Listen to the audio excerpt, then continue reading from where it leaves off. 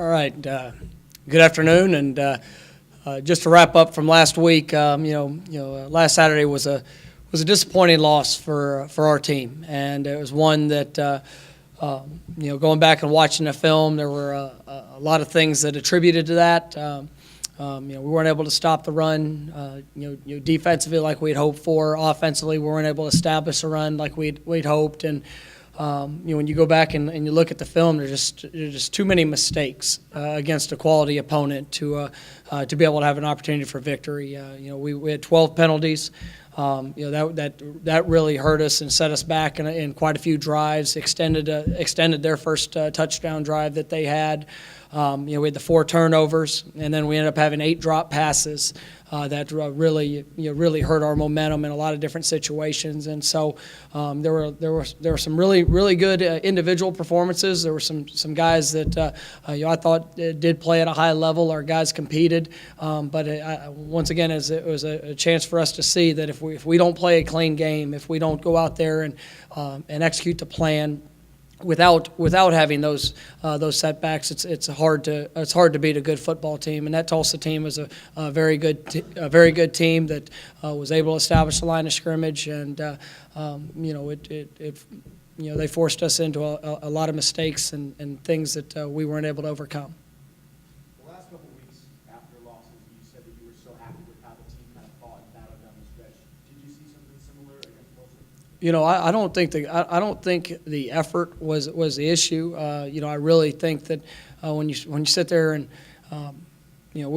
we got it to a 5-point game there, 35-30, and our defense had a couple really nice stops throughout that third quarter. But we found just about every way that you could stump your toe to do it, and whether it was penalties that put us in extra long yardage situations, whether it was drop passes, and just about everything possible showed up. Then we had just a couple of wild turnovers that they're just not really a whole lot of explanation for, just things that showed up that we've got to get corrected. And we turned the ball over at the 10-yard line. We gave them the ball inside our 20 twice. That attributed to 14 points that they had. You look at the personal foul penalty on the first drive. That was something that we were off the field there defensively. And that extended the drive where they ended up scoring a touchdown. So those are all mistakes that we made. So we're accountable to those, and we got to get those corrected. But I'm looking forward to seeing our guys come out, and we talk to the team, and we got to rise up. We have to rise up as a football team, as a coaching staff. We all have to do a better job. But the biggest thing that we need to do here moving this week is go play a game at the level that I believe we're capable of playing. And I think if you look throughout this season at a variety of different moments in games, I think our guys have played at an exceptionally high level. The last 2 weeks, we've made mistakes, and we just, whenever we've had opportunities, we haven't capitalized on those. And so I know our guys are going to respond. I believe in the young men that I get to coach each and every day, and what we can accomplish. And we just need to go, put it together, and our focus is to be 1-0 this week, and we have to go on the road and play a very good, very confident SMU club. SMU's won their last 2 games. They were completely dominant in their win against Houston 2 weeks ago, and then last week they went on the road and had to kind of rally back there at the end against Tulane. They jumped out to a big lead. And then, kind of gave it up a little bit, and then had to rally for a last-minute victory. But they are a confident team. They're playing at an exceptionally high level, and so we know there's a tremendous challenge here in front of us. Do you sense any kind of a frustration with the team after sailing off to a pretty good start, and then all of a sudden now it seems like getting manhandled up front and not able to stop people and not able to run the ball? Well, I think there's frustration anytime you come up short of your goal, and our goal was to win Saturday night. So I was frustrated, the team was frustrated, but I think that we've got a smart football team. You can turn on film and you see that if you make routine routine plays look a lot more difficult than they need to be with mistakes or pad level or just or overall physicality. That gets frustrating. But it's all things that can be corrected. All things that to a man we just need to improve on. And coaching staff, we got to continue to do a better job of putting our guys in the right position to make plays, and then players got to go out there and execute that at a high level. But I believe in every one of the young men and every coach that I have on our staff that we're going to get that done. And the last 2 weeks were frustrating, but you can't do anything about them today. All you can do today is focus on being 1-0. You got to rise up. You got to focus on the details and the preparation that we've had up until this point, and then go and execute it on Saturday. What about your level of frustration? I mean, it was a tough week last week, everything that went on, and you're coming off a loss, you get homecoming, you think you might have a chance to beat this team, and it doesn't work out. This is the first real bump in the road for you as a head coach and for this football team that you got. Well, I mean, this is as a head coach, yes, but as a football player and an assistant coach and coordinator, it's kind of part of the game. I mean, that's part of growing. And I've only known one way. Anytime I've ever been faced with a setback, or a result that doesn't come the way I thought it would, you go back to work and you truly believe. I believe in the values. I believe in the fundamentals. I believe in the system that we have in place. Within this program. So I know how our guys will respond, and I know that myself. There's just one way to do things, and it's go to work every single day, try to put our guys in the best position to be successful, make sure that I'm providing the assistant coaches with every resource and everything that they need to be able to have that success and put that plan in place. And if we do that, I'm very confident in what we can do this week. I'm very confident what we can do building off in the weeks to come. But if we go out and we continue to make you have those self-inflicted mistakes, it's going to be hard to win any football game. And so those are things we got to get corrected. I believe in our guys. I believe that we will get that accomplished. But we're moving forward as a team and as a coaching staff. So adversity is part of football. Setbacks are part of it. And I've been playing this game or coaching this game for a pretty long time. So we've seen it before. Mike, as you looked at the film, you've seen the run defense. Is that something that you have to change with personnel, or is there schematic changes that you have to do, or is it just some mistakes that you made? I think it's probably a little bit of both. Each game's going to be you're going to have your own unique plan to be able to attack what you're facing. But at the end of the day, it comes down to pad level, physicality, and then you got to go out there and execute the plan that's in place and do it in a violent nature. And when you look at, we've had a couple guys that have been out, but I've been really pleased. Like you look at Curtis Aiken, once again, statistically made a lot of tackles, was in on a lot of plays this last week. Wasn't once again didn't play up to the complete level, which I believe he can. But he's done a nice job in replacing Sharif while Sharif's been out with injury. We had Mike Edwards that retired from football a few weeks ago, and so you look at a guy like Jonathan Edwards Jonathan Wilson, and Jonathan's done a nice job getting Latarius Brady back, and Latarius is 2 games in. I think you go back and you look at the Temple game. Temple's been a team that's been known for running the football and is playing at a high level, and we did a great job of stopping the run in that game and really dominated the game for a lot of the most of the game there defensively. This is the same group we have, and we've had some adjustments, we've had to change some things, but we just got to continue to trust on our fundamentals and trust what we're doing, because I believe that the coaching staff will put our guys in the right position, and our guys I know will continue to prove to go get that executed. Mike, at the end of the game Saturday night, your players said that this is a time that some teams would maybe fold, that they would get into this disappointment and it maybe would take over what they were doing. But each of your guys said that's not this team. That the belief was there, everything that was out there for them to play. So your captains, your leaders have stepped up, and Anthony was there. He was one of them. What does that say about this team that they're dealing with some difficult times right now, but they're still all go with the plan. Yeah, I mean, they care about each other. They care about this program. They've experienced, a lot of the guys that have been here have experienced it before. And, the thing that we've got to do is, every man has got to be accountable to their job and to what we put into it. And, I got done finishing talking on Saturday night to the team, and, I was really pleased with Anthony. Anthony, he did a nice job, played a nice game. There's some plays that he'd probably be the first to tell you that he wished he'd had back, but he stood in front of the team and just kind of reinforced his commitment. If you'd have been out on the practice field and watched number 3 practice last week, no question why he had the game that he had, because it was the best week of practice that he's had up until this point. And, there's still things he's got to clean up, but the buy-in is there.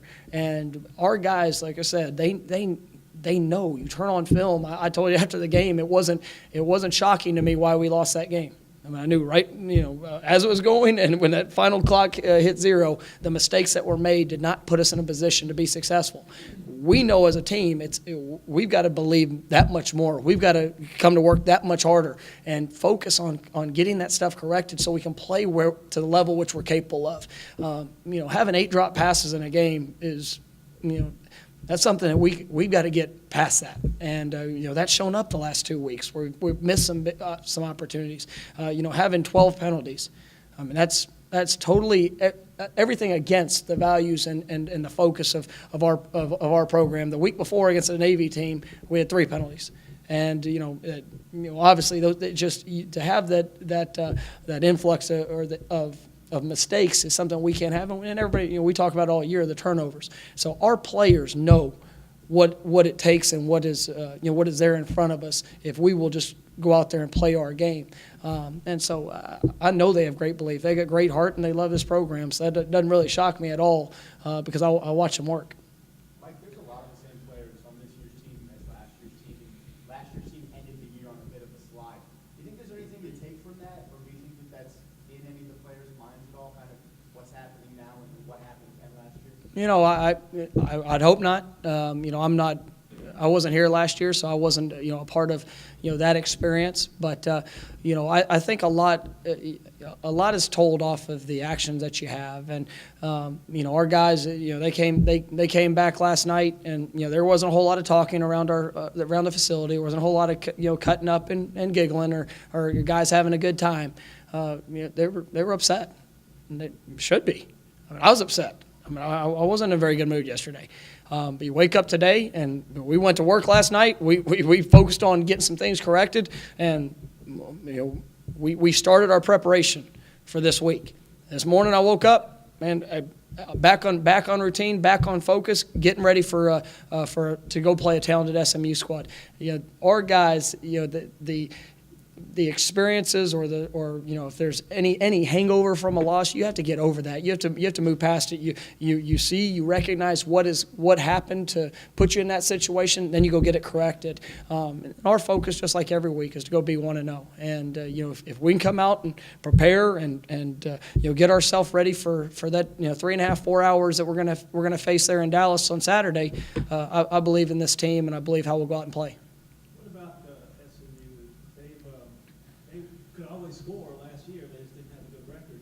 And now it seems like they're putting it together on both sides of the ball. Yeah, it's been impressive, and it's kind of been impressive to watch.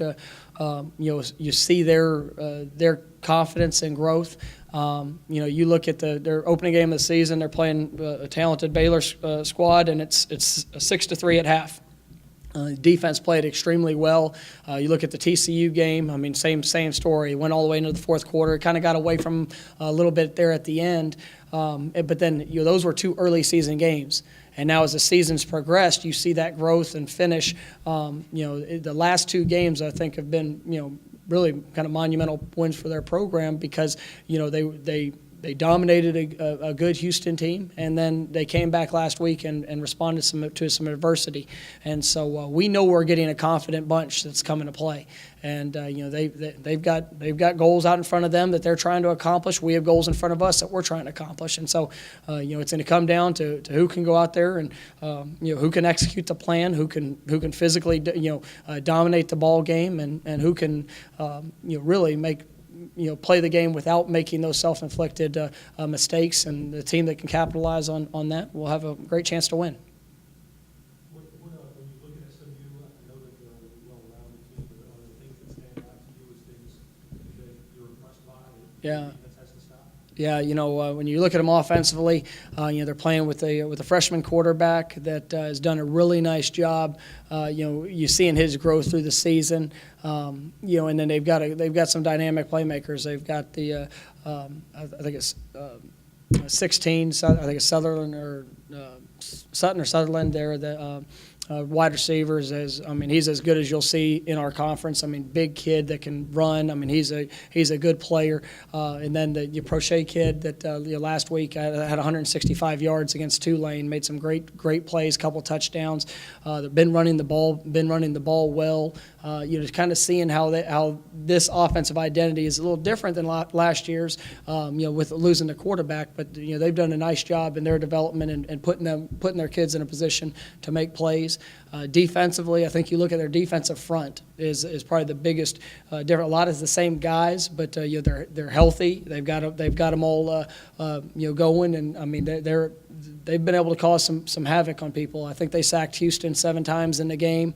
They were able to dominate the line of scrimmage there yesterday or Saturday against Tulane, and so we know their forcing unit is one that is quite impressive. And then they're one of the nation's leaders in interceptions. Both corners have 4 interceptions. One of their safeties have 3. So this is a team that is maximized and capitalized on offense's mistakes, and has been a good forcing unit.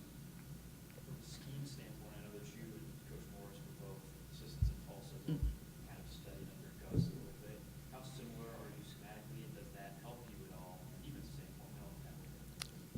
There are some similarities, and I think one of the things they do a nice job is they adapt what they do to their personnel, and so there's things that Chad's running, that we're running, that we ran back at Tulsa, and then there's also been things that he's evolved with through his time at Clemson, and us as well. So I think we have a good sense of what we'd like to accomplish and how we would like to do that. But each year is different, and each game will be different, and so we know that we're going to see a variety of different looks, motions, unbalanced, everything set to be able to try to set up to run the football, and then Chad's great with the play action pass game, stretching the field vertically. So you've got to be sound in every area, because they can attack you in a variety of ways. Did you get any word on Phil Mayhew, his situation? Yeah, we actually got a good report back. It was a significantly less of an injury than what we thought it was a possibility, and so hopefully we'll get back, Phil back out there here in the next few weeks, and we'll see where his status is. I'm probably doubtful for this week, but here in the next few weeks, it would be great to have him back. Kadarian Jones stepped into his role basically. He did. I thought Kadarian, really did some nice things. He had a huge touchdown catch, in tight coverage, a really nice ball from Riley, but, capitalizing on that opportunity, a 4th down conversion. Kadarian is somebody that has grown throughout this season, and once again, I think you watch the way he prepared last week, even not being a starter. He put himself in a position to make some plays, and he was ready when his number was called. Are you looking to make changes you always talk throughout spring and fall about every job's open. When you struggle for a few weeks in a row, whether it be the defense or the offensive line, I know you still have competition every day. Will we see changes made, or is it a matter of just making plays and injuries No. maybe has hampered your depth a little bit? No, I mean, there was always competition, and our guys, they got to come out and compete this week in practice and put themselves in a position to show their coaches and their teammates that they're worthy to run out there with that first group. And so that's something that's always open. What we'll see with that this week. I'll probably be able to tell you better Wednesday or Thursday, but we need guys to play at a high level, and you need to when you have a job to do, it's our expectation that we go out there and get it done. And our guys know that, and they want to compete. There's not a person over in our building that doesn't want to get this corrected. And we've lost 2 games to 2 good football teams, and it's just there's a lot of things that we've got to get corrected that are just routine in our mindset and what we should be getting accomplished. And our guys, they're hungry to get that going. Mike, when you talk about there's always competition, but in terms of the offensive line, is continuity a much bigger factor for that group than maybe compared to some others? That's a gregreat question, because you have 5 guys out there that have to be able to play as one, and there's so much when it comes to communication. Being able to have a sense of what the man to the right or the lefty is doing. But you still have to. There's still a job to be done, and no matter how good of a communicator you are, if you're not executing the things that need to be done, then a change needs to be made. And so our guys, they're battling, they're working to improve, and I thought that 2 weeks ago in the Navy game, we saw a step in the right direction, and there were some good things in the last game, but just not consistent. We weren't consistently playing to level and communicating to the level that we needed to on every snap. And so I know Coach Silverfield. I mean, those guys are. Every day they're getting pushed and they're getting developed to play at a high level, and I believe that group is going to continue to grow. And there's a lot of young faces that are out there, and guys that are kind of moved around from what they did even last year. And so everybody's continuing to work to get better, and I believe we're going to see that. It says Luke has 25 sacks already this year. Are they doing that, attacking from different places, or are they doing that up front? A lot of it's up front, but then they've got some good different personnel blitz packages that they can try to expose you with. And like I said, their defensive front has done a nice job and a really nice job of getting pressure with a 4-man rush. But then whenever they do bring their blitzes, I mean they've been getting home at a high success rate, for what they would want to accomplish.